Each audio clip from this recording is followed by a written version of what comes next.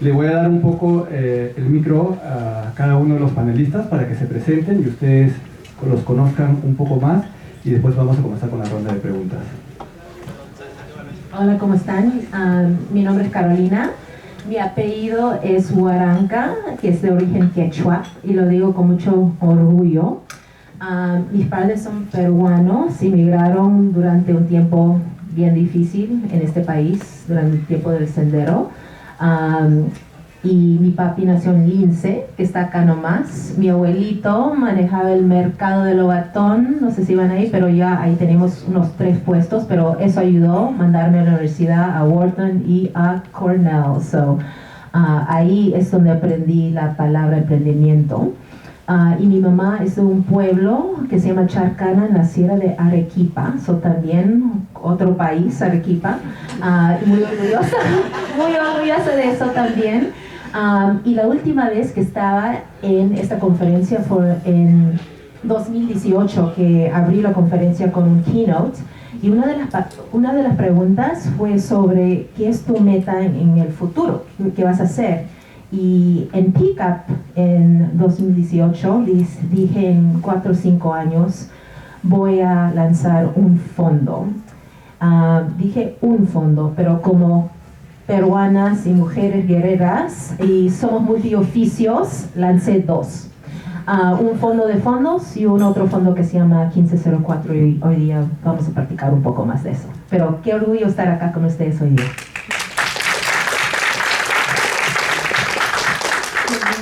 Qué linda presentación, Caro. Susana García Robles. ¿Cómo puedo beat this formal presentation, no? Pero bueno, soy argentina hace 1000 años que vivo en Estados Unidos, o sea que a veces me van a ver un poco gringa, pero muy contenta. Siempre digo una cosa porque los caminos a Venture Capital a veces son interesantes. Mi primer título fue Educación y Filosofía. Nada que ver, ¿no? Todos los test vocacionales me habían dado Economía, MBA, y yo, como era un poco terca, de joven, dije, no, quiero hacer Filosofía y Educación. Y obviamente después, más tarde, fui a Columbia University y saqué mi maestría. Pero siempre digo que mi Venture Capital Journey empezó en un lugar inesperado, el BID, que en ese momento tenía un laboratorio de innovación que se llamaba FOMIN, hoy se llama IDB Lab, y al que entré pensando, quiero hacer Venture Capital, pero el primer año hice grants, hice Venture Capital y microfinanzas. Y hacia final de ese año, el español que estaba liderando Venture Capital, y había muy poquitos, esto era en el 99, I dated myself, what can I say, y en ese año, el español que lideraba los fondos, y teníamos unos pocos, me miró y me dijo, me voy a Bolivia, otra parte del BID. Y digo, Ernesto, ¿cómo te vas a Bolivia? Tú eras mi mentor. Dice, chica, tú lo puedes hacer. Habla con tu jefa y dile que de ahora en más Venture Capital. Y eso fue lo que hice. Me fui a hablar con mi jefa, que estaba siempre typing y no te miraba mucho a los ojos y era encantadora, te dejaba hacer muchas cosas, pero entonces digo, Sonso, separarme esto y quiero tomar el tema de Venture Capital. Ajá, digo, please focus, quiero tomar el tema de Venture Capital. Entonces digo, te lo repito por tercera vez, quiero tomar el tema de Venture Capital, y si me dices que sí, catch me if you can, I'm gonna begin to run. Entonces, lo maravilloso fue que me dijo, go ahead and run, start running. Y 20 años más tarde, cuando me fui del BID, habíamos invertido en 90 fondos de Venture Capital, había estado en la fundación de casi todas las Venture Capital Associations de la región y la regional, habíamos hecho un montón de programas de mujeres emprendedoras, de inversores ángeles, el ecosistema, y me empezó a entrar el bichito de decir, bueno, pero el mundo es más que América Latina y hay un Global South que me atrae, ¿no? ¿Qué pasa en África? ¿Qué pasa en Asia? Y por eso me uní a Capri y después vamos a hablar de eso, ¿no? Pero aparte, antes que me olvide, como a Perú. La primera vez que vine fue en el 2003. El orgullo que hoy tengo es que soy miembro del Fondo de Capital Emprendedor y de Innovación de COFIDE, y que me parece que estamos escribiendo historia. Y se los digo, soy hija de historiador y tengo un gran sentido de la historia de Venture Capital en América Latina, y me enorgullece muchísimo lo que estoy viendo en Perú. Muchas gracias, Susana, bienvenida. Buenos días con todos, buenas tardes ya. No voy a intentar competir con tremendos discursos de bienvenida y de presentación. Soy Daniel Córdoba Espinosa, yo soy director de promoción de inversiones empresariales en PROPERÚ. PROPERÚ es la agencia del gobierno que está adscrita al Ministerio de Comercio Exterior y Turismo, encargada de la promoción de las exportaciones, del turismo y de las inversiones empresariales hacia el Perú. Somos, como director de esta dirección es una de las más jóvenes, la más joven. Tenemos por cumplir 2 años el próximo mes de haber entrado en operaciones. Las direcciones de exportaciones y turismo son tradicionalmente más conocidas en Perú. Y bueno, tenemos un conjunto de sectores a los cuales priorizamos la atracción de inversiones. Uno de ellos es el ecosistema de emprendimiento e innovación. Si bien no es un sector muy conocido por estar ligado directamente o muy estrechamente con lo que uno pensaría tradicionalmente como líneas de exportaciones en Perú o líneas de segmentos de turismo, pero sí es un sector muy importante por la transversalidad que tiene, ¿no? Es un segmento, es un sector, un ecosistema de apoyo donde se gestan ideas, se genera todo el impulso innovador del empresariado peruano, y que al final viene a recurrir a la alta tecnología y a la innovación para poder dar soluciones a distintos sectores que ahí sí están vinculados, muchos de ellos, a lo que es exportaciones, líneas de exportación como manufactura, como la parte de minería, como tema de logística, incluso desde los emprendimientos que van abocados a salud, educación, también tienen mucho que ver luego después con potenciar los otros sectores productivos, sectores de turismo, de exportaciones, y de esa forma aumentar la competitividad de toda la economía. Entonces es al final un poco, digamos, hay que tener un poco una visión amplia, yo creo, y es algo que desde el sector público se está incorporando no solamente en INSETUR, no solamente en PROPERÚ, sino en otras entidades, en otros ministerios, de tener esa flexibilidad de saber, ok, mis sectores objetivos son estos, pero también tener esta mente abierta para decir, hay sectores transversales que son apoyo, son base para estos de aquí que yo atiendo directamente o por los cuales el público me conoce, y también hay que coordinar con otras entidades del Estado y el sector privado, por supuesto, para dar ese apoyo, ¿no? a estos sectores transversales. Y en ese sentido, bueno, creo que me metí un poquito en el tema ya que va a ser del panel, pero digamos, ese es el rol nuestro, ¿no? Y la pasión que nos impulsa también por dar el apoyo máximo al ecosistema de emprendimiento e innovación desde la perspectiva de traer inversión extranjera hacia el mismo, ¿no? Y que esta inversión extranjera pueda potenciar al ecosistema. Solo para terminar de presentarme, bueno, yo he estudiado economía y tengo una trayectoria de 20 años principalmente en el sector privado. Digamos que en PROPERÚ es mi primera experiencia en el sector público. Entré en abril del año pasado, tengo ya poco más de 1 año y medio, pero precisamente esa trayectoria en el sector privado, fundamentalmente en el sector financiero, mercado de capitales, pues me permite tener esa facilidad también para poder tratar de enlazar ambos puntos, ¿no? Privado o público. Muchas gracias, Daniel.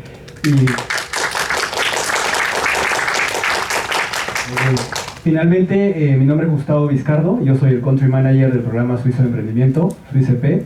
El programa está en el Perú desde el año 2015 y hemos ayudado durante estos años a más de 20 organizaciones. Hemos traído más de 100 expertos, no solamente extranjeros, porque normalmente lo que nosotros hacemos como programa es traemos asistencia técnica, personas que viven y trabajan en programas en ecosistemas más desarrollados, y los conectamos con las organizaciones en el Perú. Muchos de ellos son extranjeros, pero muchos de ellos también son peruanos que viven en el extranjero, y acá veo muchas caras conocidas que han apoyado a muchas organizaciones en el Perú.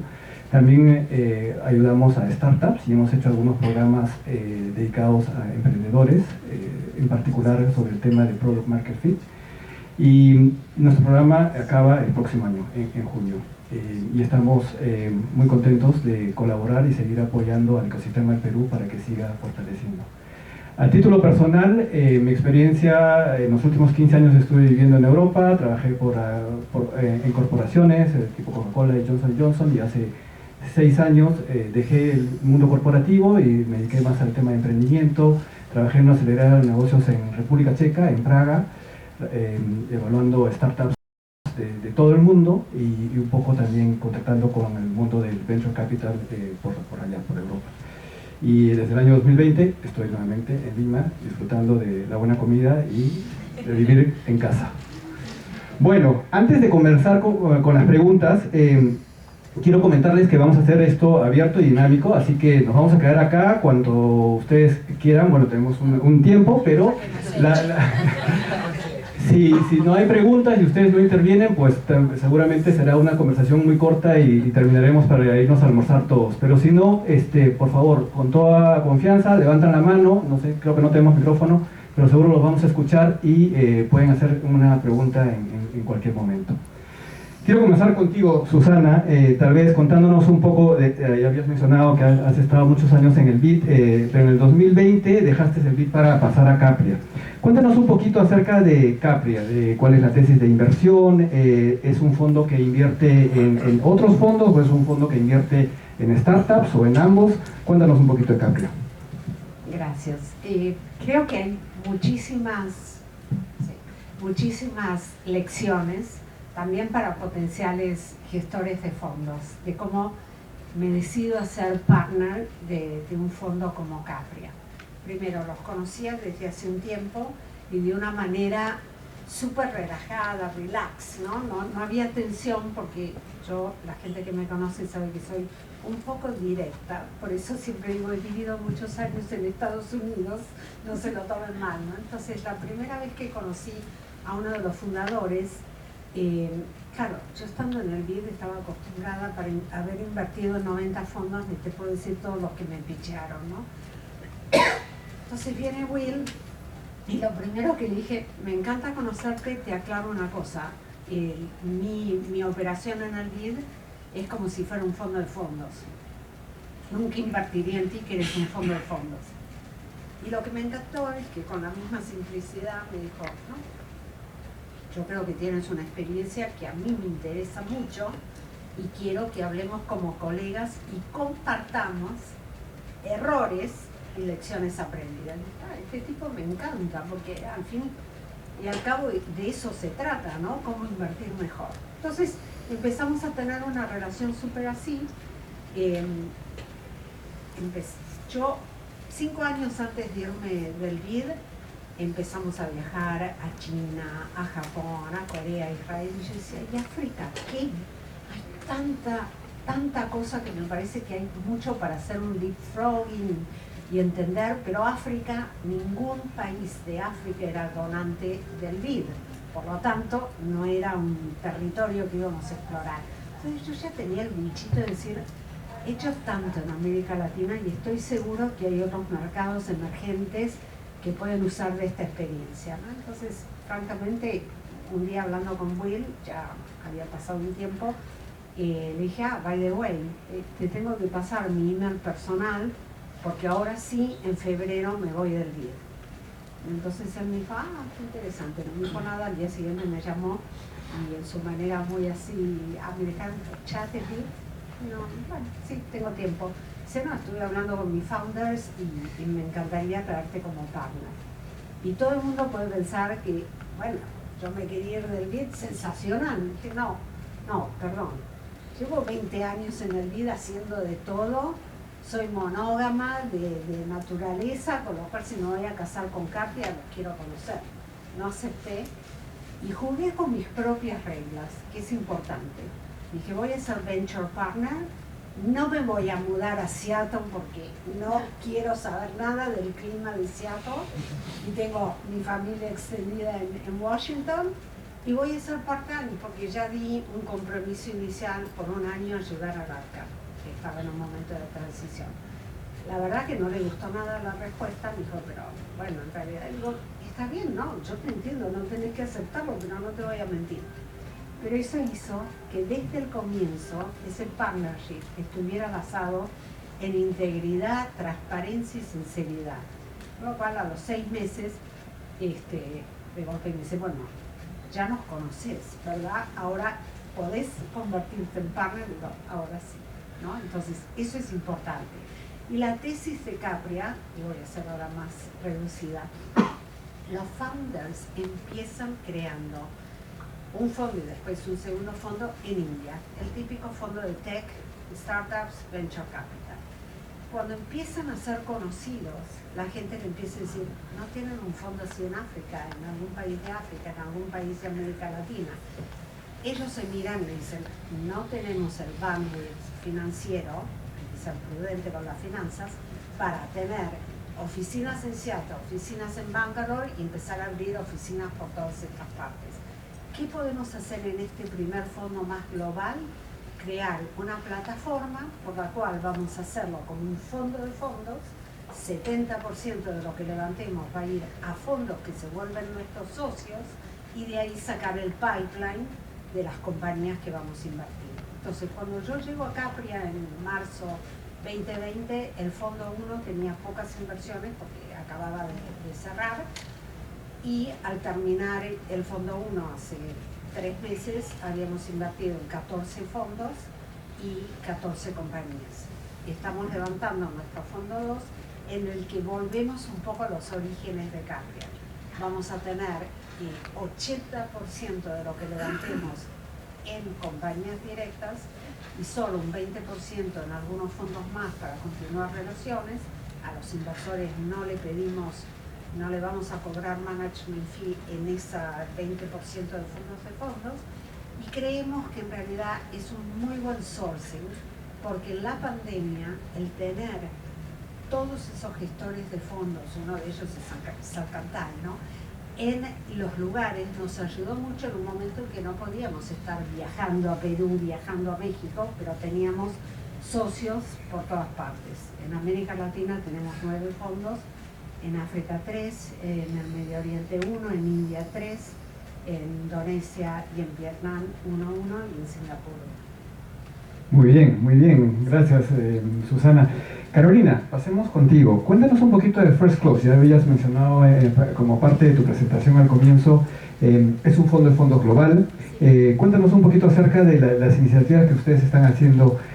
¿Ustedes siguen haciendo las inversiones de corte tradicional? ¿Están haciendo algo distinto de la industria? Cuéntanos un poco de First Close. Nosotros invertimos en Venture Capital Funds. Y la idea, 70% de esas inversiones están en Estados Unidos, 30%, me encanta todo de mercados emergentes, están global, afuera de Estados Unidos, y 6 de esos fondos están en África. Me encanta todo lo que está pasando en África ahora. Y hay este tema del leapfrogging que vamos a tener que conversar de eso, pero es increíble lo que está pasando ahí y imagino que la mayoría de los returners van a estar en África, honestamente. Pero el tesis del fondo es de diversidad. Y la diversidad se ve muy diferente en África, en Southeast Asia, en Estados Unidos. Entonces, el tema que nosotros teníamos es tech va a crear una brecha más grande de quién tiene acceso a ¿cómo se dice? Wealth creation. Creación de riqueza. Creación de riqueza. Entonces, ese fue como la estrella norte, cómo pensamos en ese tema de creación de riqueza y quién tiene esa riqueza. Y si va a ser en venture, uno de partes del tesis es 50% del GP tiene que pertenecer a personas que son diversos. Eso es súper importante. Normalmente, cuando estás hablando con otros LPs, es 33%. nosotros somos 50 y eso es súper difícil de hacer, pero teníamos esa meta. Y el 50% de los GPs, de los managing partners, no portfolio managers, no investor relations, porque muchas veces ponemos mujeres, no marketing, ponemos mujeres en esos roles de operations que son necesitados, pero no son check writers. Y nosotros pensamos 50% del headcount también tienen que ser diversos. So, si no estás en eso, no cualificas para estar considerado for First Close Partners. Y veamos, muchos en LATAM no son parte de esa tesis, porque no hay ni diversidad de género en eso. So, eso es muy importante. Y también lo que es diferente de nosotros, tenemos un Investment Committee. 3 de esas personas están en la lista Midas. So, Midas es la lista que publica Forbes, que son los mejores inversionistas en el mundo. Teresa, que es uno de los founding partners, fue un partner en Excel por 15 años y ella es la más listada en Midas, es una mujer. Y ella es una de mis partners, Teresa Gao, que maneja un fondo que se llama A-Crew. Tiene más de 1 billion AUM, under management. También Josh Koppelman, que creó algo que se llama First Round Capital. Fue el primer institutional seed fund que existió en Estados Unidos. Él también es uno de mis partners. Y el otro es PJ Parson. Imagino que escucharon de Northzone. Él representa todo el ecosistema de Europa, pero imagino que conocieron una compañía que se llama Spotify. Él fue el primer inversionista en Spotify, Hopin, y muchas compañías así, súper interesante. Y también le gusta punk rock y es un guitarrista de un punk rock band. Totally random. Pero lo que es interesante es que esas personas ayudan mucho con el diligence de fondos. So, nosotros somos una combinación de cheques estratégicos por personas que están lanzando fondos emergentes 1, 2 y 3, pero también tenemos una concentración en fondos 4, 5, 6 de personas que también son Midas List, porque es súper difícil tener un portfolio que sea tan arriesgado enfocándose nomás en emerging managers.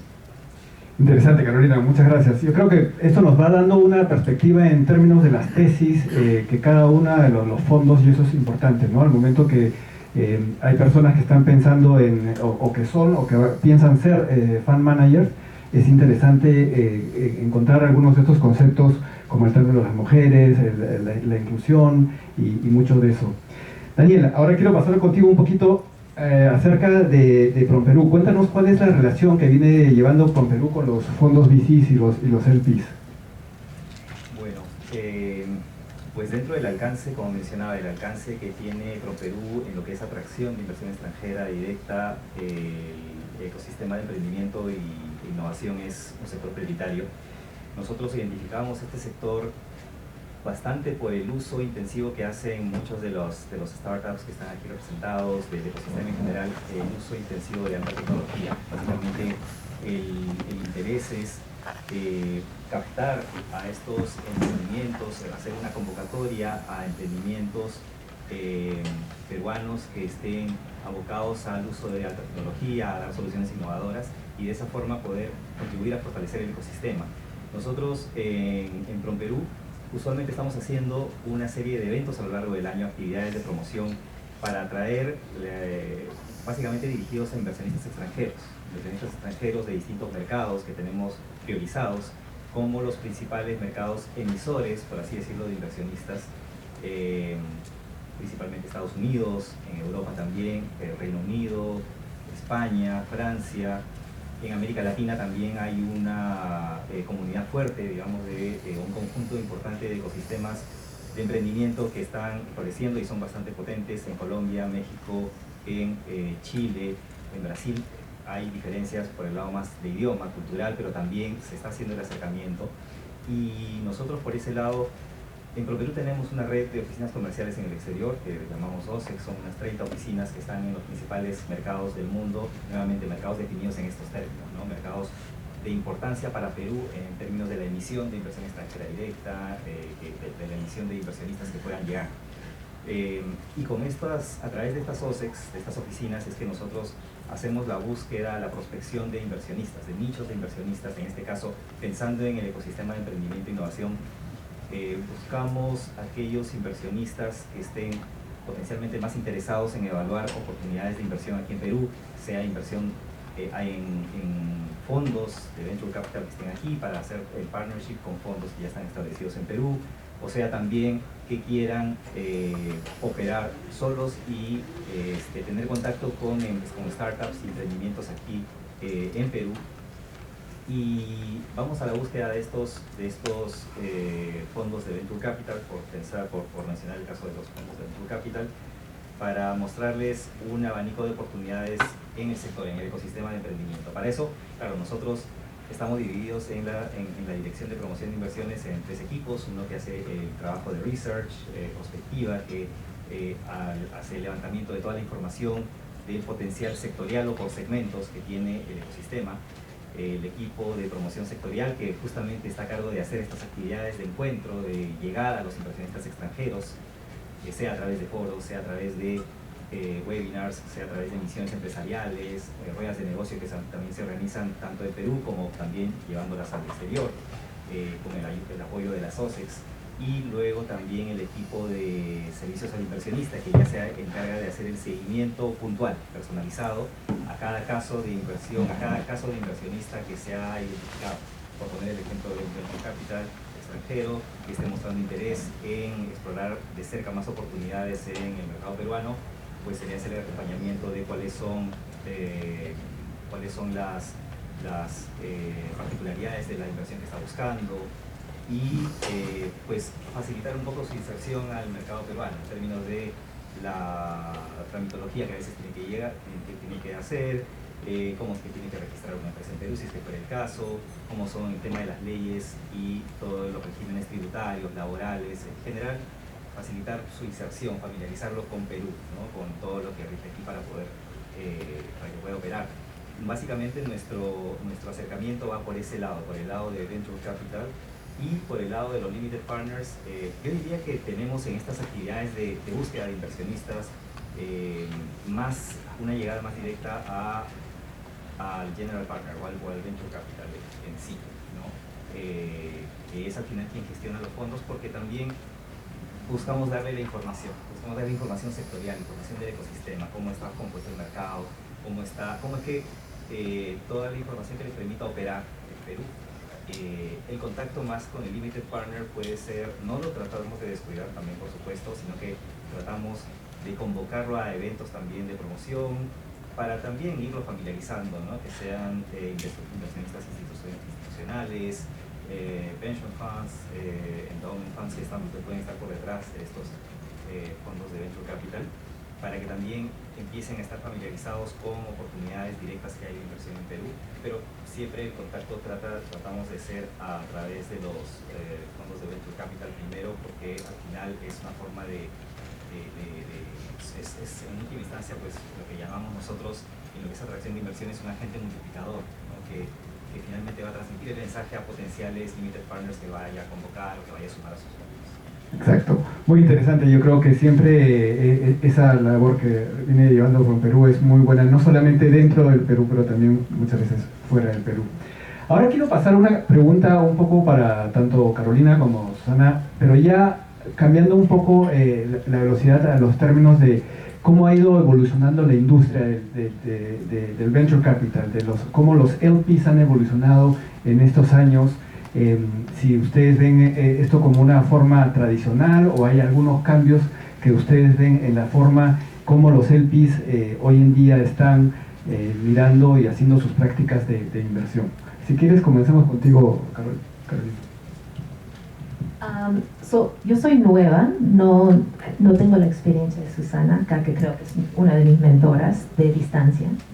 Hagámoslo más close. Me encanta, vamos a hacerlo más close. Voy a decir algo que normalmente no digo. Hablé del mercado de Lovatón y del INSE porque eso es parte de mi realidad. Entonces, cuando yo pienso de quién puede lanzar o levantar dinero, no es cualquier persona. El sistema está hecho para personas que ya tienen como wealth para levantar fondos. Entonces, la mayoría de LPs, y nosotros queremos hacer, es un poco controversial, yo reconozco esto, pero queremos hacer un poco unas cosas diferentes, y eso nace de mi experiencia personal. Normalmente cuando alguien quiere recaudar dinero, lo van a hacer full time. Okay. Normalmente si un LP te está haciendo diligence va a decir, estás all in, tienes algo que se llama GP commit, que es un porcentaje que vas a poner de lo que recaudas. Vamos a ver si levantas $10, 1% de eso, hasta 10% puede ser tu GP commit. La realidad es que yo no vine de dinero, no soy de wealth. Entonces cuando yo pensé en el fondo dije, ¿por qué no pueden personas lanzar fondos que no tienen que ser full time? Y personas me dijeron, pero eso es loco, ¿cómo sabes que tienen skin in the game? Pero le dije, ¿por qué no podemos tratar? So, nosotros también invertimos en unos fondos que son chiquitos, porque yo pienso que la mayoría me va a decir, Caro, estás loca, deben empezar con 20, 25, que es más tradicional. Pero tenemos un fondo, por ejemplo, que se llama Maple VC, y Andre Charu, es afrodescendiente pero creció en Canadá y empezó su primer fondo, fue número 25 en Uber, pero también tenía mucha familia y apoyaba a su familia, so para él fue un gran riesgo para hacer un fondo full time. So empezó con 10 millones, no tomando un management fee, y le fue muy bien. Dai, su segundo fondo fue 5 millones, bien chiquitito, ¿no? El tercero ahora sí es full time, pero tomó tiempo para llegar ahí, y eso me hizo reflexionar mucho que no todos tienen que, pueden haber otras formas de empezar o lanzar un fondo. So, eso es una cosa para mí que es innovadora. Este término de GP commit también es complicado si no lo tienes el cash, porque muchas personas se endeudan para hacer este GP commit, es una realidad. Entonces en el formato que estaba hablando anterior, había un banco, no lo voy a enseñar porque creo que me están filmando acá, un banco que cuando yo dije que iba a levantar un venture fund, me dijeron, ay, Caro, ¿qué estás pensando en el GP commit? Y yo dije, ay, eso va a ser un poco fuerte porque es como ya voy a comprar una casa, va a ser como otro mortgage, bla, bla, bla. Y me limité en el número que quería levantar porque estaba pensando cuánto voy a poner cash de GP commit. Que yo debo hacer un fondo de 10 porque estaba pensando cuánto cash tengo, cuando si yo quería no limitar mi potencial, yo puedo salir por un fondo de 50 a 75 mil dólares, 75 millones de dólares, si no tenía ese pensamiento y otras responsabilidades. Entonces el chico me dice, ¿sabes qué? Tenemos un programa que te puede ayudar con parte del préstamo. Y yo dije, excelente, mándame el enlace porque hay otras mujeres que quieren lanzar un fondo y quiero darle esa información. Y me dijo, no, Caro, ese programa es nomás para ti. Es como un tacaleta súper secreto. Y dije, ese es el problema con el sistema también, porque existen estos recursos, pero no todos tienen el acceso. So, yo siempre estoy pensando en eso, como estas cosas deben ser un poco más abiertas. Y muchos LPs, si son high net worth, no quieren, y tienen family offices, no quieren que los descubren. So, una cosa que nosotros hicimos que fue un poco loco, si van al First Close Partners website, puse todos mis LPs. Y todos me dijeron, estás loca, el inbound va a ser crazy, pero ¿por qué no? Obviamente le pedí permiso, porque dije, va a estar el website y otras personas van a hacer outreach, pero si queremos cambiar el sistema, ¿por qué no hacemos el unlock del LP base? Normalmente personas no quieren compartir LPs, pero si queremos agrandar el pie para que más personas tienen acceso a este capital o levanten fondos, ¿por qué no ponerlo público? So, esas cosas que estoy pensando de cambiar. Y la última cosa que voy a decir es, cuando lanzamos este fondo, los 8 hablamos sobre este tema de crear riqueza. Entonces dijimos, esta meta también loca, 50% del LP base iba a ser minoría, mujer, latino, afrodescendencia, LGBTQA+. Y personas dijeron, eso va a ser imposible, lo hicimos. Y lo hicimos porque, número 1, eso fue un valor, y lo vivo, inclusión y diversidad es súper importante para nosotros. Pero también teníamos que ser conscientes que el net worth de muchas personas no tenían el mismo net worth. So, el ticket es diferente para que entran o tengan su onboarding. So, esas son las cosas que pienso que es una diferente perspectiva. Yo cuando muchas veces hablo con otras very traditional LPs o que también institutionals, porque no aceptamos dinero nomás de operators o personas que empezaron fondos. Ahora va a ser diferente cuando recibimos de institutional LPs, pero todos dijeron, esta estrategia está loca, estás haciendo part-time, pero veremos en el performance. Toma tiempo, pero muchas veces personas te dicen que no se puede hacer, pero ¿por qué no tratar de intentar? Wow. Ok. Yo diría que lo que he visto, obviamente en estos 23 años, es que cuando yo empecé en América Latina, y esto, si está acá alguien de Endeavor o que conozcan Endeavor, Linda Rottenberg también lo dice, ¿no? En su primer viaje a Argentina se dio cuenta que la palabra emprendedor no existía. Entonces, por muchos años, el emprendedor en América Latina básicamente era entendido como, ya, caché, te acaban de despedir, no tenés un nuevo trabajo y te llamas emprendedor. Nadie entendía lo que era un emprendedor, ni los emprendedores mismos. Los inversores pensaban, estoy poniendo dinero en un startup o en un fondo, ¿cuánto de interés tengo? ¿Cuál es la tasa de interés? Digo, la tasa de interés, ¿de qué me estás hablando? Esto es capital, equity. Nadie entendía nada. El emprendedor tampoco quería decía, si esta es mi empresa, ¿por qué voy a meter a alguien que no la hizo nacer conmigo, ¿no? Entonces, obviamente, como una propaganda de hace 1000 años en Estados Unidos de cigarrillos que decía, we have come a long way, baby, we have, ¿no? Ahora América Latina, el emprendimiento es algo muy válido, los inversores también, entonces en ese sentido bien. Algunas de las cosas que dijiste, Carolina, en realidad, I have some news to break to you, no son tan innovadoras. Los primeros fondos del BID fueron fondos que nosotros apoyamos de 6, 8 millones y no salieron bien, y ahí es donde puede ser a lo mejor la diferencia, por lo siguiente. Un micro VC, a menos que la persona tenga un poco de riqueza y, como yo decía, deep pockets, lo que veíamos era que no daba para retener talento, que es uno de los problemas número uno en las startups y en los fondos hoy, 2021 ni les cuento, pero hoy también.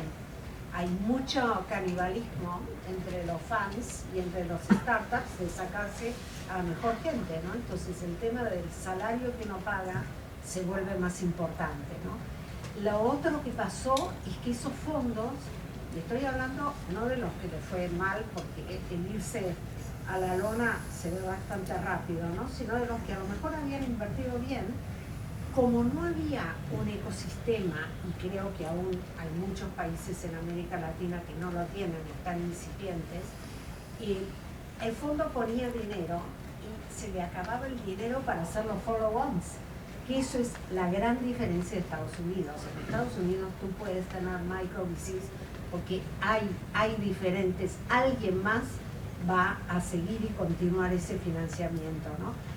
Y también quiero decir algo, y ahí es cuando me dicen, ¿realmente esto de filosofía y de educación te sirvió? Le digo, sí, me sirvió mucho. Pues yo cuando invierto en personas. Y una cosa que yo hago como due diligence en los fondos, especialmente si es un first time fund manager, que los pone a mí, ¿no? Pero digamos que es hombre, porque lamentablemente la mayoría todavía son hombres, digo, quiero hablar con tu mujer. Y dice, ¿por qué quieres hablar con mi mujer? Quiero hablar con tu mujer. Quiero ver si ella está comprometida, porque vos sabés a qué te estás comprometiendo, por lo menos 2 años de fundraising. ¿Qué va a pasar si no lo logras? ¿Van a tener vacaciones? ¿Vas a tener que cambiar a tus chicos de colegio? Yo he visto divorcios por este tema, lo he visto todo, por eso algún día escribiré. Pero por eso creo que hay que tener cuidado, experimentar, ver qué se puede cambiar, pero a mí me pone nerviosa en América Latina exclusivamente cuando hay gente que me dice eso. Y el único caveat que digo es, si tienes 3, 5 millones, no lo llames un Venture Capital Fund, llama, este es mi piloto. Y mi compromiso es de por vida, eventualmente llego a un Venture Capital Fund. Porque si hay algo que en mis 23 años de experiencia me dice que con 3 o 5 millones no se construye una industria en un ecosistema incipiente. Puedes contribuir a una industria en un mercado súper desarrollado, ¿no? Pero bueno, también les puedo contar otras cosas de fondos verdes, pero tú me dices si tengo tiempo o no, porque se sigue. Tenemos tiempo y además creo que es interesante tener perspectivas distintas, ¿no? Yo creo que siempre enriquece tener puntos de vista y approach como también lo hacen los emprendedores muchas veces, que son disruptivos y ven lo que tal vez no ven los otros, o lo que a veces dicen si ya lo que es muy obvio ya es un error porque ya es obvio, ya todos lo están viendo, ¿no? No, el otro comentario, porque es un tema importante para el planeta, es fondos verdes. Muy bien. Yo honestamente les puedo decir que no conozco ningún fondo verde que ha dado retornos financieros. Y lo que pasa, en América Latina estoy hablando, y lo que pasa es que si no hay retorno financiero no hay impacto. Y estoy totalmente convencida de eso porque lo viví. En el BID, cuando yo llegué, los primeros fondos, había como unos 10 fondos hechos y 4 o 5 eran fondos verdes. Los administradores entendían mucho de lo verde porque el primer error que hicimos fue tener de administrador de un fondo a personas que venían de ONGs verdes. Entonces se enfocaron en el verde del árbol, ¿no? Como después lo dije, me volví famosa, no sé cómo no me pegaron un tiro por ahí cuando lo seguí decir. Se enfocaron en el verde del árbol y no se enfocaron en el verde del dólar. ¿Y saben qué pasó?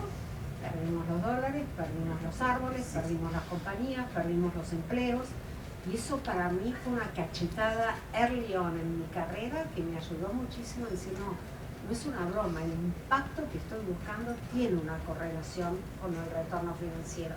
Acepto el fracaso como parte del proceso de creación de una industria, de creación de una startup, pero no podemos decir, como alguien hace poco lo dijo, hemos perdido dinero, pero hemos tenido un gran impacto.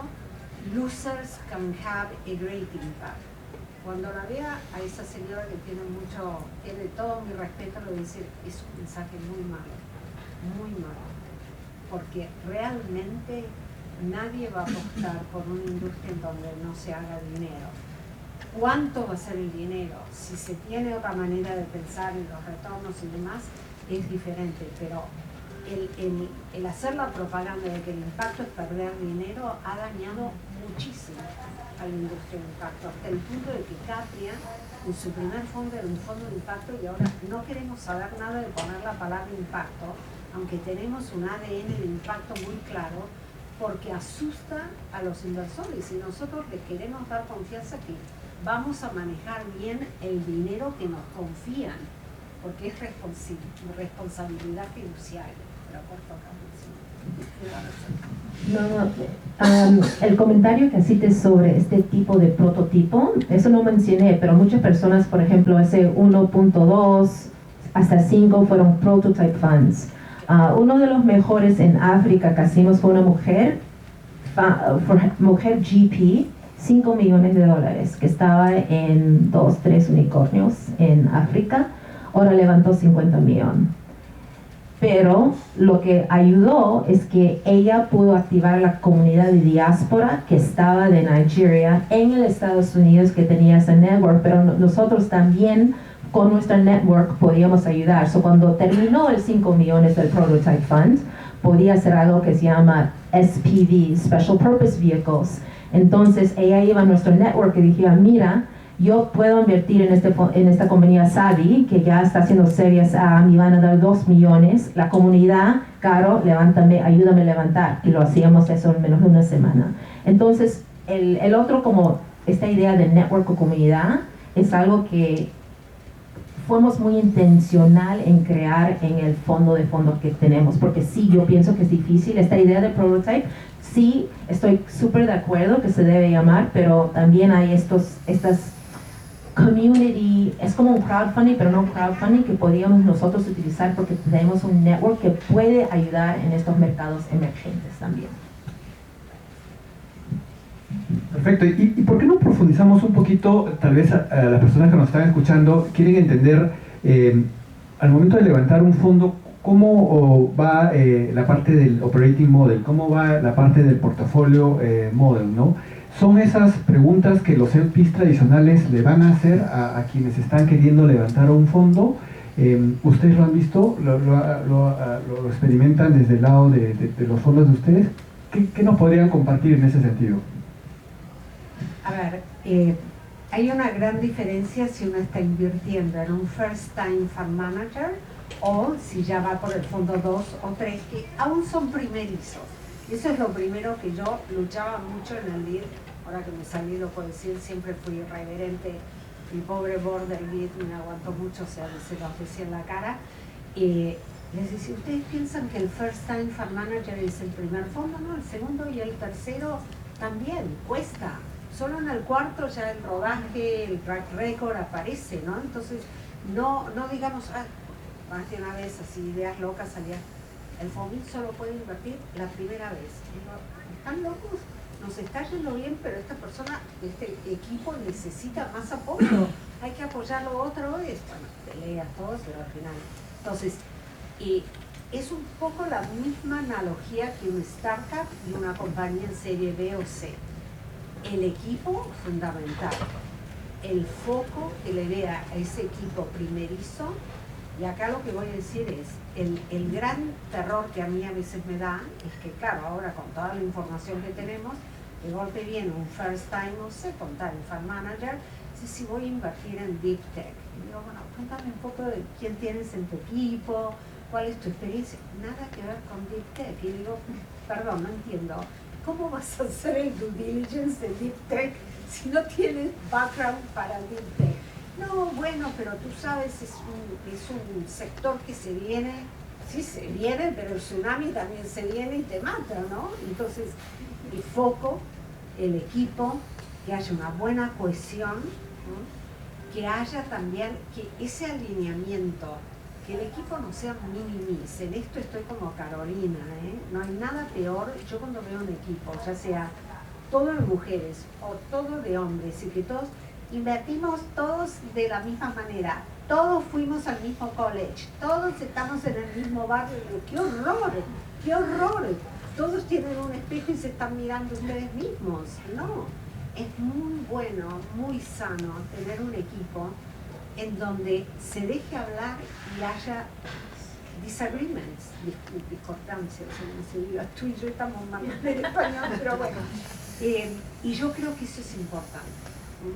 Porque si no, estamos de una manera o de otra ignorando a mitad de la otra parte del mundo, de la población y cómo lo miran y demás, ¿no? Entonces, yo muchas veces pongo en el tema de diversidad, el tema de, por favor, que no sean todos de Ivy League Schools y que se sientan todos ahí en el circulito.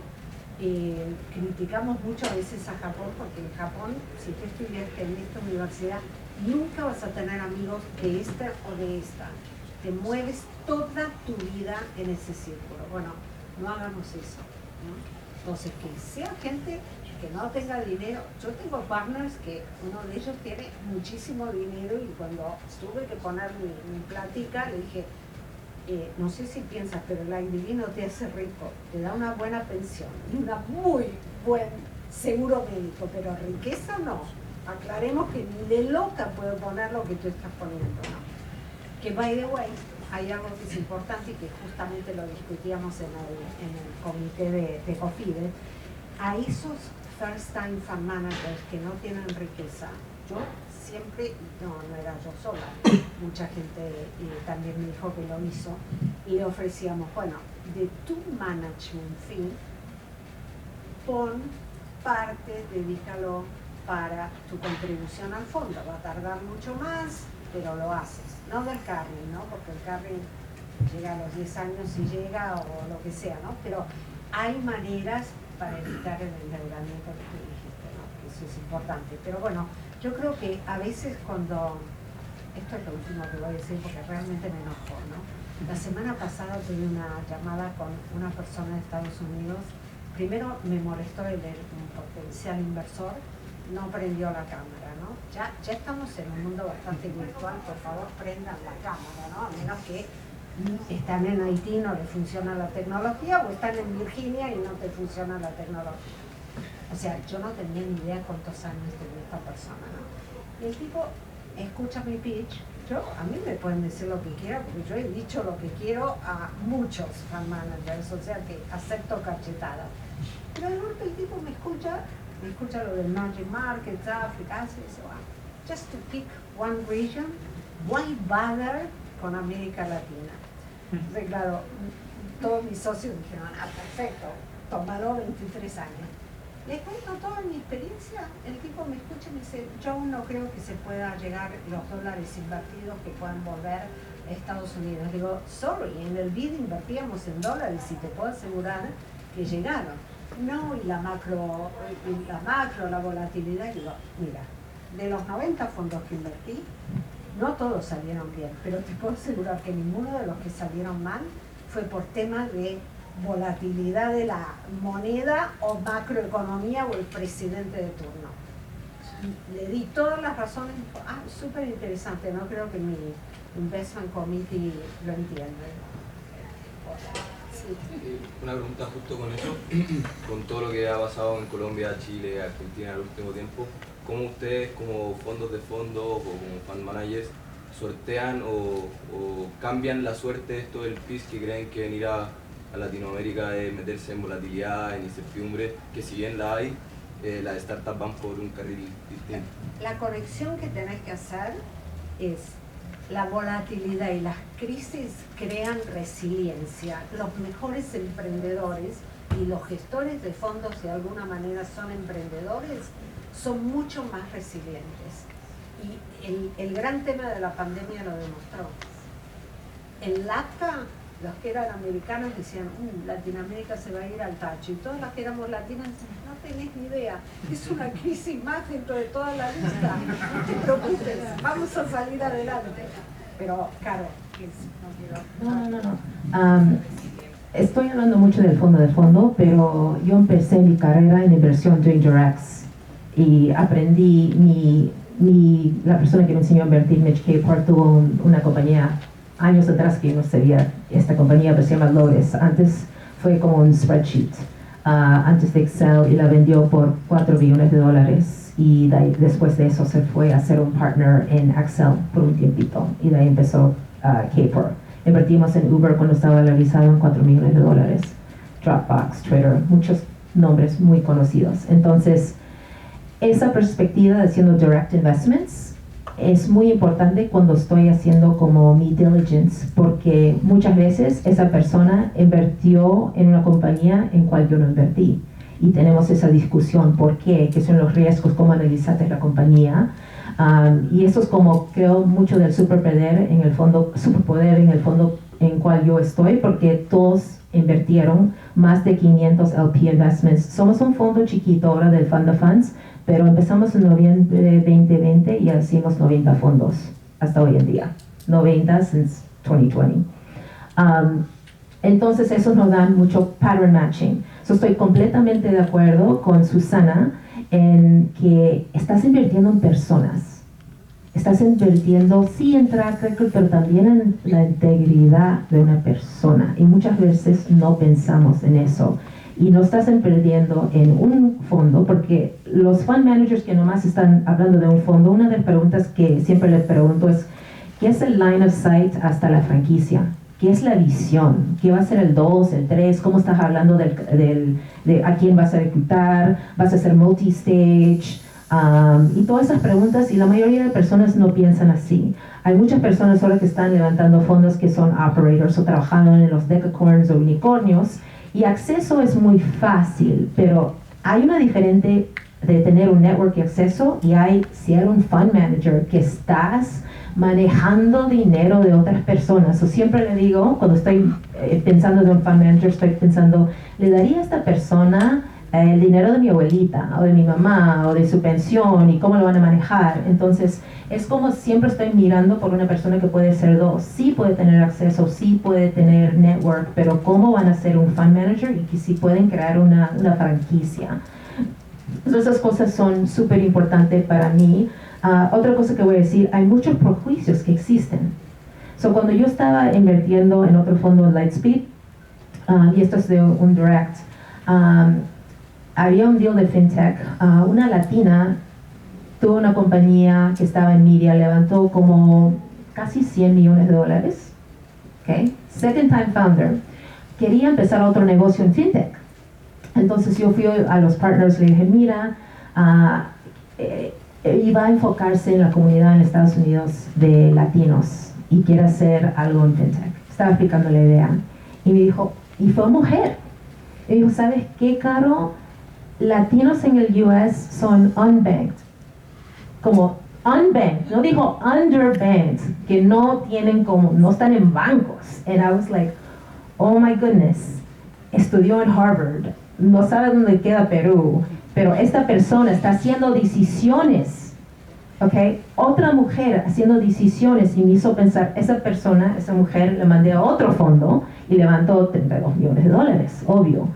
Pero existen estos prejuicios, muchas veces hasta con mi propio equipo. Hasta ahora no hicimos una inversión en LATAM. Ya tenemos, yo estoy haciendo tracking, pero hicimos 6 inversiones ya en África. ¿Por qué? Porque ellos mismos estaban haciendo direct investment y tenían esa conexión. Eso es una de las razones que también estoy yo haciendo direct, para que vean, ay, mis markups están creciendo. Ah, wow. Y la última cosa, que estaba en una llamada con uno de mis partners. Le dije, no, ven una llamada, un direct, fue una compañía de una argentina que ahora levantó una serie, esa no es público, pero $5 millones, estoy muy feliz. Y él le preguntó una pregunta, ¿cómo va a manejar el crisis? Y ella dijo, pero yo soy de Argentina. Y para mí fue obvio, ¿no? Pero no entendían, es que hasta mi propio equipo, yo tengo que también, porque todos son americanos, educando en esas cosas, porque los prejuicios, todos tenemos prejuicios, yo los tengo también, pero ¿cómo reconoces tus blind spots? Porque cuando estás haciendo estas decisiones te tienes que preguntar. Muy interesante. Yo no sé cómo estoy dando con el tiempo, si hay alguien acá en la organización que me avise que comenzamos un poco tarde, pero tal vez algo que nosotros desde el programa vemos, porque yo mencionaba que nosotros apoyamos a muchas organizaciones y algunas de esas organizaciones son early VCs o gestores de fondo que están comenzando a levantar un fondo, y una de las solicitudes normalmente que nos hacen es cómo poder hacer ese scouting, cómo poder seleccionar a aquellos LPs con los que pueden hablar, de manera que, porque muchas veces les pasa que tocan la puerta y reciben un no, al igual que los emprendedores, ¿no? Reciben un no, o reciben crítica, o en fin, miles de comentarios. Ya ustedes estaban haciendo, tú comentabas acerca de la experiencia que acabas de tener hace poco con esta persona online. ¿Qué mensaje podrían ustedes compartir con nosotros en ese sentido? ¿Cómo hacer alguien que está queriendo hacer levantar ese fondo? ¿Cómo poder hacer ese scouting? ¿Qué cosas entender? ¿Cuáles son las preguntas que ellos se tienen que hacer para entender a quién irle a tocar la puerta? Wow. El proceso de fundraising, yo creo que si convocáramos a toda la industria de Venture Capital global y preguntáramos, ¿a quién le gusta hacer fundraising? Si levanta la mano uno, es un marciano que llegó a la Tierra. A nadie nos gusta hacer fundraising. Creo que es un proceso en que uno se tiene que preparar mentalmente a que no le va a afectar, no le va a tirar la moral, y tiene que estar dispuesto a las cachetadas. Pero de cada cachetada sacar algo, pero no entendió esto, lo tengo que mejorar, porque, y esto pasa también para startups. Si en tu pitch el inversor, ya sea de un fondo, de una startup, se empieza a marear, no entendí eso, toma nota. Tienes que ser más claro, porque tú lo que quieres llegar es al momento en el que el inversor captó tu idea y dice, ¿cuándo necesitas mi dinero? Vamos a empezar el proceso. Entonces, es muy emocional el fundraising. Los que estamos fundraising ahora en el 2022, realmente hay que tener un sentido del humor y un optimismo que en general en Venture Capital se necesita, y seguir. Y nosotros en inglés lo decimos we have to broaden the funnel, ¿no? Cada vez, a cada persona que le veas, te invierta o no, estás creando relaciones. A lo mejor te invierte en el fondo 5, no importa, pero también pedirle, ayúdame, ¿tienes otras personas? Yo cuando creé mis fundaciones sobre mujeres inversoras y mujeres emprendedoras, lo hice porque hablaba con una mujer y le decía, necesito 5 mujeres más que tú conoces que sean emprendedoras o inversoras. Y así se crece tu network. Y por eso, y yo creo que estoy segura, Caro, que dirías lo mismo. Uno de los atributos que yo me fijo mucho en un fund manager es, tiene red de contactos, porque la red de contactos lo ayuda para el fundraising, lo ayuda para el pipeline development y lo ayuda para salir de las compañías. Entonces, súper, súper importante. No sé si quieres complementar algo, Carolina, o si De no. los LPs. Sí, acerca de los errores, porque lo conversábamos un poquito antes acá. Creo que cuando uno levanta un fondo, tiene que ser consciente que esto es por lo menos tienes 10 años en el primero y después vas a pensar el segundo, van 15 y entonces casi que te quedas. Y ahí Susana comentaba que si no, al inicio pueden, dependiendo de tu situación personal, puede cambiar mucho tu vida en lo personal. Pero entonces es una tarea, al igual que tú has sido emprendedora, has levantado en muchos estadios, ¿no? No solamente como fondo, sino también como emprendedora. Entonces creo que eso ayuda, y después tenemos una pregunta por allá, un poco a darle esa perspectiva a la audiencia. Hay diferentes tipos o categorías o personas de LPs, ¿no? Todos tienen diferentes razones por invertir. Un high net worth, un family office, una pensión, un endowment, un foundation, todos tienen diferentes tesis. Es como un fundraising también por una startup. No todos van a invertir en ti, entonces tienes que hacer el research. El problema con el LP, muchos de ellos no quieren ser descubridos. Por eso le dijo, vete al website de First Close Partners y hacen outreach a todos. Pero haz tu research. También es como te vas a casar con una persona, ¿ok? No vas a decir, ok, nos vamos a casar mañana. Toma un tiempo,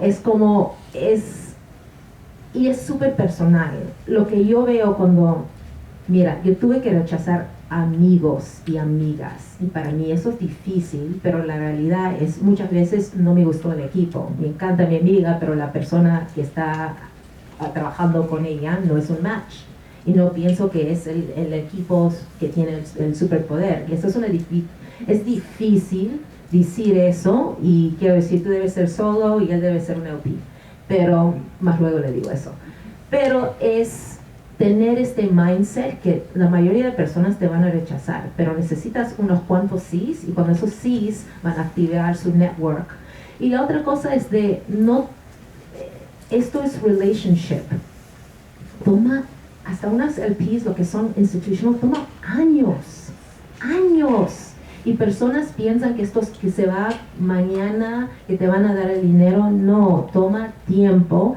Y ¿cómo vas a hacer el contacto? Si alguien me hace cold outreach, la cosa que es diferente de nosotros es si leemos todos los inbounds y respondimos a todos. Nos toma un tiempito, pero sí lo respondimos a todos. Pero es el tipo de follow-up. También yo estoy como pensando en mi cabeza, si esta persona me está diciendo, oye, recibiste mi email, agradece esa información, y eso no es información como material, no me está diciendo, hacemos esta nueva inversión, o recién levantamos estos extra 2, o el first close va a ser este día, y como ese es como relationship building, porque cada vez estoy pensando, ¿cómo van a tratar un founder? Si cada vez están como transactional, ¿cómo va a ser cuando la relationship con el founder le va mal? Siempre estoy pensando, como dijo Susana, estamos invirtiendo en personas. Y eso es una cosa que también me tomó un tiempo de aprender, pero soy como la CIA. También estoy haciendo como algo que se llama back channel, estoy llamando amigos y otros LPs. Y esta idea de integridad es muy importante.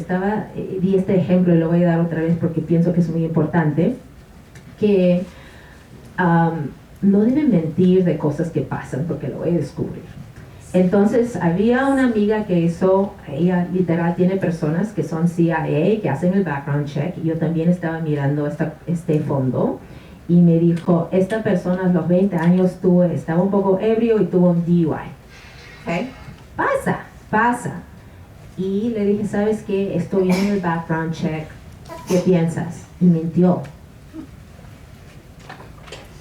¿Pero por qué mentir? Y le dije, ¿sabes qué? Te voy a dar otra oportunidad, voy a repetir la pregunta.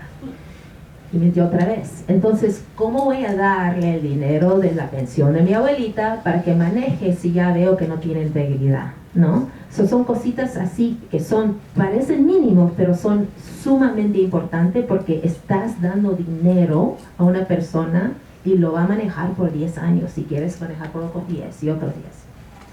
Perfecto. Tenemos 2 preguntas del público para... Bueno, 3. A ver, vamos. No, buenísimo, Carolina, encantado de conocerte. No había tenido la oportunidad todavía, pero quería conocerte. Me hablaba muy bien de ti. Nosotros en COFIDE, en el Banco de Desarrollo, tenemos el mandato del Fondo de Fondos, Susana, miembros del IC, y las discusiones son muy interesantes en el fondo.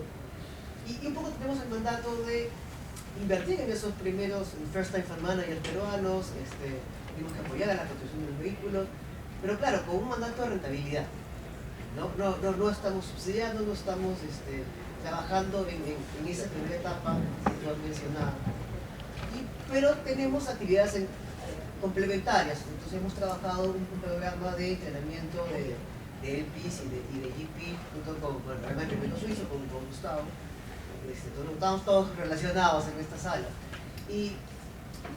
Pero, por ejemplo, cuando hicimos la convocatoria y la difusión, y el programa fue muy bueno, de los 20 participantes, entre personas que querían ser First Time Fund Managers y otros que querían ser LPs, 4 eran mujeres. Los demás fueron hombres. No más diversidad que esas. ¿No? Entonces, me gusta mucho la tesis que tú estás mencionando y cómo has hecho ese scouting de abrir más el funnel, como decía Susana, y llegar a nuevos LPs con más diversidades, porque eso ya es un reto. O sea, ya es un reto conseguir LPs puros y duros tradicionales, libros de texto de Perú, y ahí también sería interesante complementar con Perú cómo hacemos para atraer más LPs desde fuera a invertir y confiar en los fondos peruanos, que tenemos mucho que demostrarle al ecosistema regional, pero nos falta capital. Entonces, ¿cómo hiciste para tener más diversidad? Y complementariamente, ¿cómo hacemos para tener más LPs de fuera del Perú? Creo que es algo muy interesante para este país. Voy a hablar primero de la diversidad y mis estimados panelistas pueden agregar otras cosas. Sí, es difícil. Muchas veces personas me dicen, Caro, ¿por qué no enfócate a invertir? Porque yo siempre hago ecosystem building. Yo pienso, si quieres tener inclusión y diversidad, lo tienes que hacer 2. Eso es doble trabajo. Y yo sé que es doble, y también manejo 2 fondos.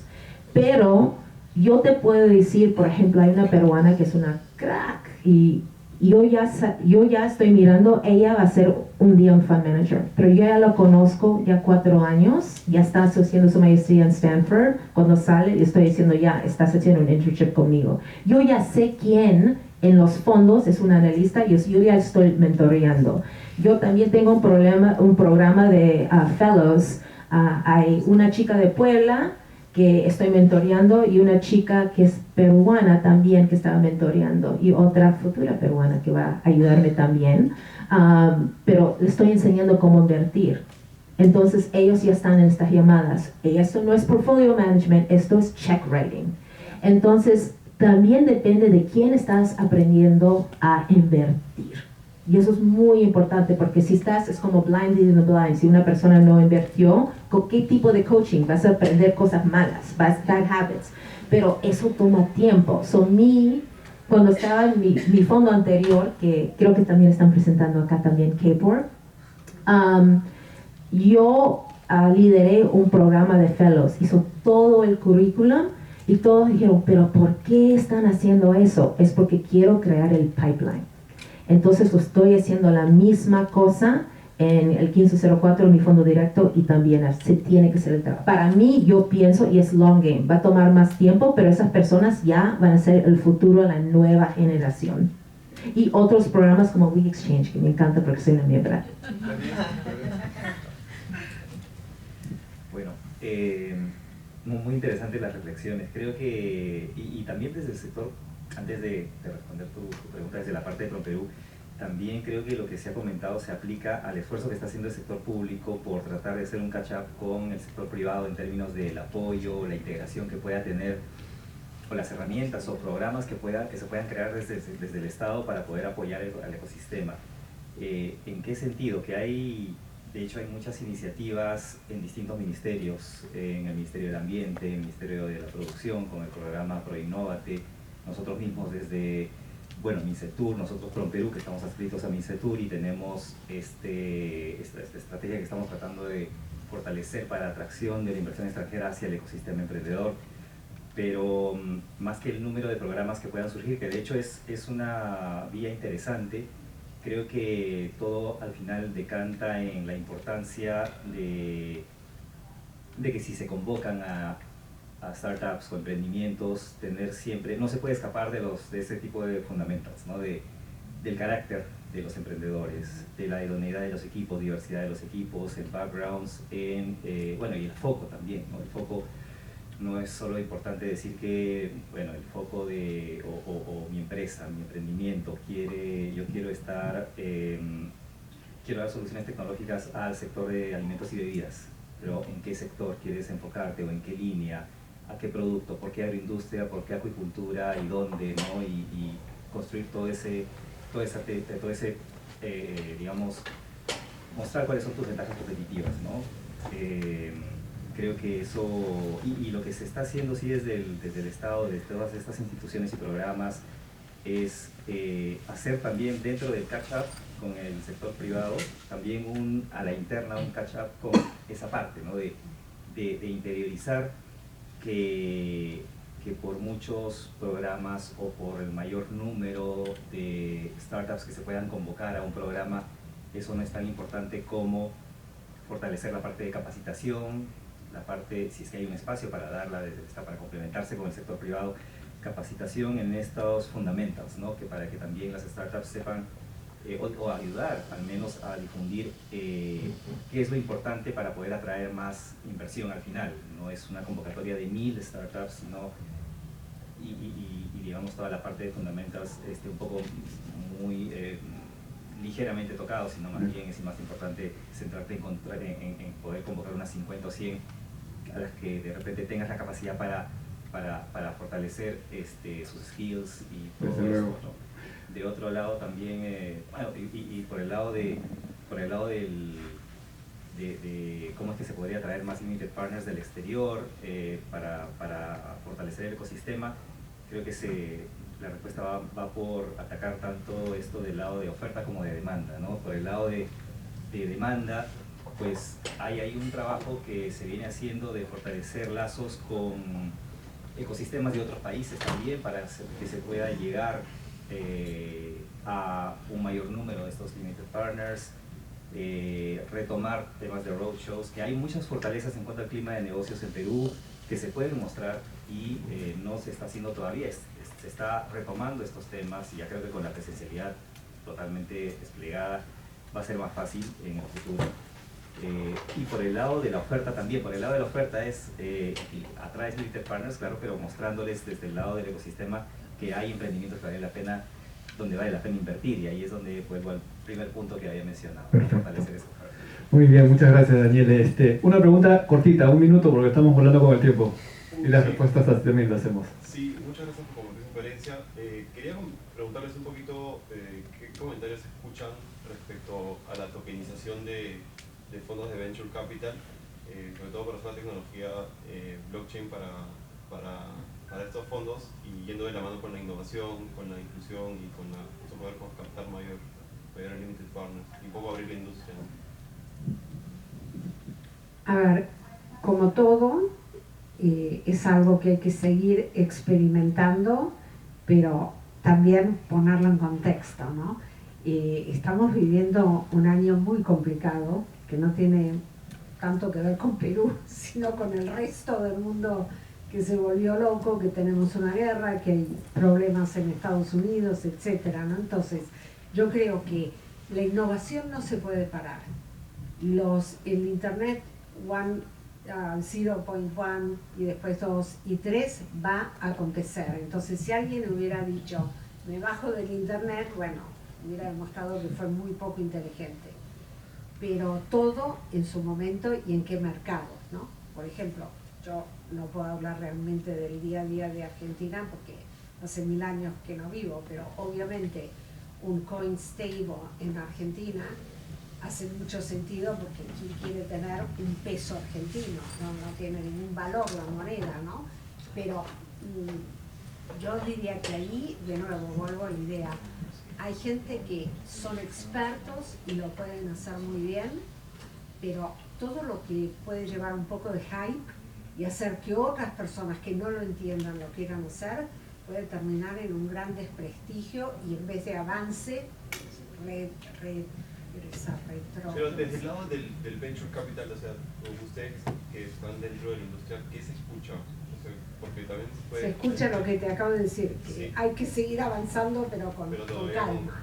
No, Es que nada, miren, ayer hablábamos en un panel, ¿no? Para crear compañías hay que crearlas sostenible en el tiempo también, ¿no? Entonces, si uno se va por una burbuja así que se está elevando y todo el mundo se sube, en algún momento vas a bajar. Pero si vas construyendo, entendiendo, viendo regulaciones, viendo los casos que no están saliendo bien, por qué no salieron bien, pivoteando y demás, eso va a ser sostenible en el tiempo. Se vieron en el 2017 muchos ICOs, ¿no? que Claro. se hubo en cripto. Teníamos una última pregunta también cortita. Gracias a los cuatro por compartir con nosotros toda su experiencia. Una pregunta muy puntual, Susana.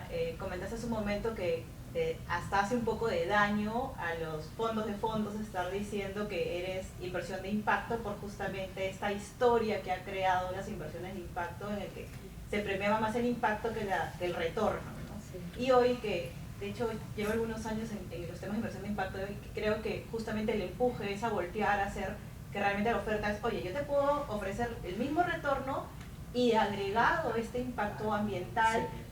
Y social, ¿no? Entonces, justamente ese es el key a donde se está yendo, a donde estamos yendo, y que es una tendencia que espero que todos como humanidad compartamos, ¿no?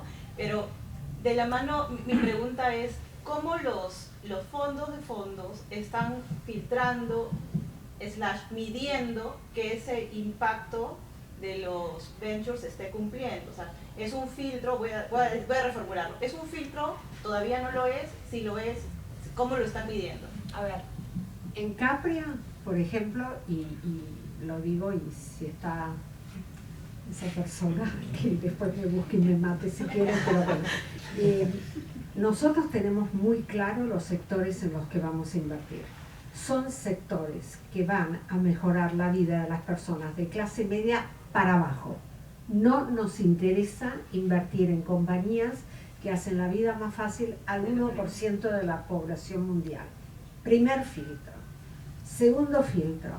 Dentro de eso buscamos ciertos sectores, porque como invertimos en el sur global, pensamos que los desafíos de algunos sectores, o como AgTech, FoodTech, Mobility, Logistics, es muy importante, y a la misma vez acceso a finanzas es un gran problema, FinTech, y todo lo que tenga que ver de una manera especialmente aguda después de la pandemia, Job Tech, HR, Skilling de personas, sacar el mito de que todo el mundo tiene que ir al college. No, todo el mundo tiene que tener un trabajo decente en el que pueda crecer y ser un experto, ¿no? Entonces, esos son nuestros sectores, un sector en el que también tenemos inversiones, educación y salud.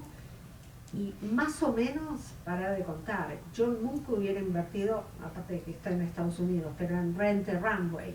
¿Y qué pasó con Rent a Runway? Sí, todas las mujeres sensacional, voy a este matrimonio, me alquilo el Dior dress. Bueno, vino la pandemia y de la cama al baño, del baño al home office, del home office a la cocina, de la cocina al baño y a la cama. Se acabó casi Rent a Runway, ¿no? Entonces, ¿eso qué te indicaba? Que era una empresa para tiempos de bonanza. Nosotros invertimos para compañías que pueden ser resilientes en tiempos de recesión y les pedimos, hacemos de cada compañía como un filtro, es decir, es neutro con impacto, es impacto negativo, es impacto positivo. Si es neutro con impacto, seguimos escarbando un poco más. Si es negativo, ni la miramos. Y si es positivo, ¿cómo lo van a medir? Y hacemos muchísimo training a nuestras startups y a nuestros fund managers en temas de medición de impacto, porque ese ha sido el gran problema. Todo el mundo habló por muchos años de impacto, nadie sabía cómo medirlo. Absolutamente. Muy bien, ¿tú quieres añadir algo, Carolina?